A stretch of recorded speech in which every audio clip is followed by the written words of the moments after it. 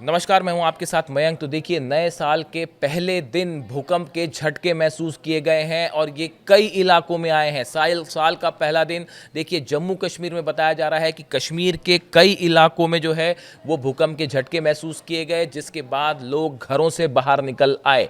इस तरह की खबरें आ रही हैं कश्मीर से।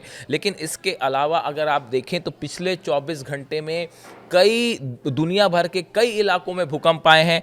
देखिए, जापान से हम शुरुआत करते हैं। जापान के पूर्वी तट पर एक शक्तिशाली भूकंप आया। वहीं भारत के असम, लद्दाख और तिब्बत के क्षेत्रों में भी मध्यम तीव्रता के झटके महसूस किए गए।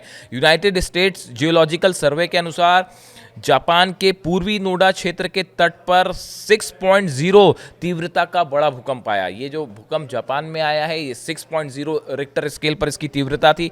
इस भूकंप का केंद्र जमीन से 19.3 किलोमीटर की गहराई पर था।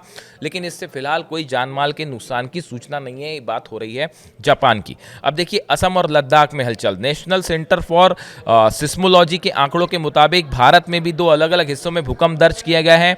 असम के डीमा हसाओ में रात करीब 9 बजकर बीती रात 9:04 के आसपास 3.4 तीव्रता का भूकंप आया। इसका केंद्र जमीन से मात्र 5 किलोमीटर नीचे था, बहुत कम गहराई पर था।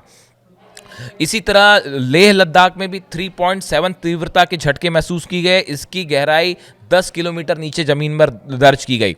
और तिब्बत के कई इलाकों में भी जो है वो भूकंप आया, जो कि 10 किलोमीटर नीचे था। उसके बाद न्यू ईयर शुरू होने के बाद जम्मू कश्मीर में सुबह सुबह कई जिलों में जो है वो भूकंप के झटके महसूस किए गए। इसके बारे में भी जानकारी और आएगी। और लोग उसके चलते घरों के बाहर निकल के आ गए और सब में एक पैनिक का माहौल था कि जो भूकंप के झटके लगे और लोग जो है घरों के बाहर थे। इस प्रकार देखिए, नए साल की शुरुआत में एक बार फिर जो है वो भूकंप के झटके महसूस किए गए हैं, जो कि सोशल मीडिया पे चर्चा का बड़ा मुद्दा बना हुआ है।